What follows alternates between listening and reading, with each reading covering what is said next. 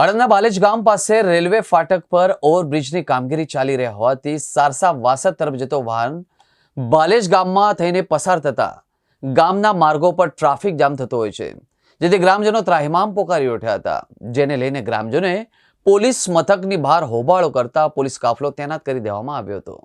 બાલેજ ગામ પાસે બની રહેલો છે ઓવરબ્રિજ અને ઓવરબ્રિજની કામગીરી હાલ ચાલુ હોવાના કારણે આણંદ જિલ્લા કલેક્ટરનું જાહેરનામું ટ્રાફિક ઓડ અને ઉમરેઠ તરફ ડાયવર્ટ કરવામાં આવ્યું છે। ખાસ કરીને ડાયવર્ટ કરાયેલા ટ્રાફિકના વાહનો બાલેજ ગ્રામમાંથી પસાર થતા હોવાની ગામમાં અતિ ટ્રાફિકની સ્થિતિ સર્જાઈ છે। અતિ ટ્રાફિકના કારણે બાલેજ ગામના સ્થાનિક લોકો હેરાન પરેશાન થયા છે। સ્થાનિકોનો આક્ષેપ છે કે બાલેજ પોલીસ કલેક્ટરના જાહેરનામાનો અમલવારી નથી કરાવતી।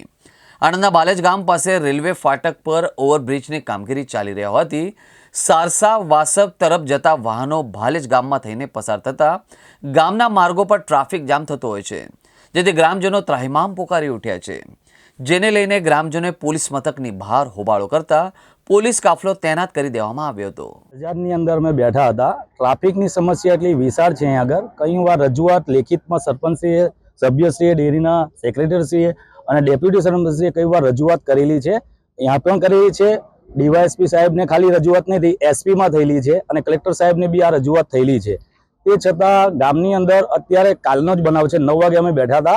9 વાગ્યાની અંદર અનલિમિટેડ ગાડીઓનો એટલો પાસ કાફલો ગયો, કોઈ સામે જો આવી જાય તો બી ફેડરલ થઈ જાય।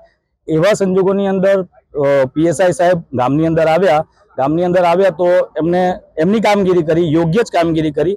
પ્રજાને કહેવું એટલું જ છે કે તમે કામગીરી વ્યવસ્થિત કરી છે તો પછી ડાયવર્ઝનનું બી કંઈ કરો। આ જે ડાયવર્ઝનની જે સાધનોના મસલા છે એ સાહેબ કોઈની દિવસ અહીંયા આગળ અનિચ્છનીય બનાવ મોટા પાયે બની શકે એવું કામ છે। આગળ આજે પોલીસ સ્ટેશનની શું થયું? પોલીસ સ્ટેશનની અંદર બસ રજૂઆત કરવા જાય અને પંચાયત સાહેબ શ્રી ડીવાયએસપી તરફથી સંતોષકારક જવાબ અમને મળેલ છે।